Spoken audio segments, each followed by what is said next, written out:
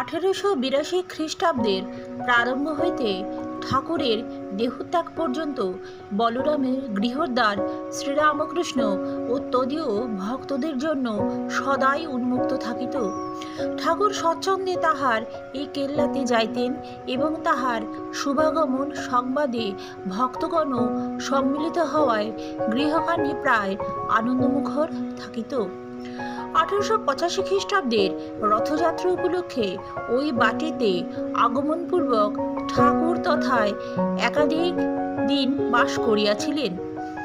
ইহা বলরামের প্রতি কৃপারই নিদর্শন, কারণ সুস্থ অবস্থায় তিনি কখনো কলিকাতায় রাত্রিবাস করিতেন না। পরে গলরোগ আক্রান্ত হইয়া তিনি এই নিয়মের ব্যতিক্রম করিয়াছিলেন।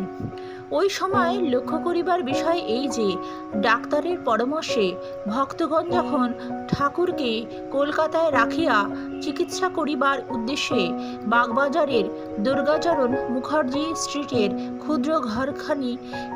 ক্ষুদ্র বাটিখানি ভাড়া করিয়া তাহাতে তথায় লইয়া আসিলেন, তখন ভাগীরথী তীরে কালী মন্দিরের প্রশস্ত উদ্যানের মুক্ত বায়ুতে থাকিতে অভ্যস্ত ঠাকুর ওই স্বল্প পরিসর বাটিতে প্রবেশ করিয়াই উহাতে বাস করিতে পারিবেন না বলিয়া পদব্রজে বলরাম বসুর ভবনে চলিয়া গেলেন এবং বসু মহাশয় তাহাকে সাদরে গ্রহণপূর্বক যতদিন মনোমতন বাসস্থান না পাওয়া যায় ততদিন স্বগৃহে থাকিতে অনুরোধ করিলেন।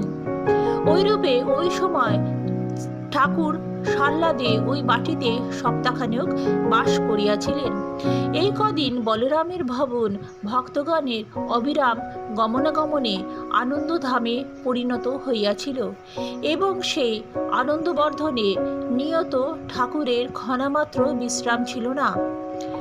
শ্রীরামকৃষ্ণের বহুবিধ লীলা স্মৃতি বিজড়িত এই গৃহখানি পবিত্রতা স্মরণ করিয়া কথামৃতকার লিখিয়াছেন, ধন্য বলরাম, তোমার আলয় আজ ঠাকুরের প্রধান কর্মক্ষেত্র হইয়াছে।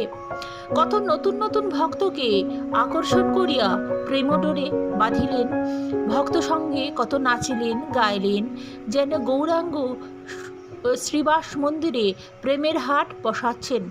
দক্ষিণেশ্বরে কালীবাটিতে বসে বসে কাঁদেন, নিজের অন্তরঙ্গ দেখবেন বলে ব্যাকুল।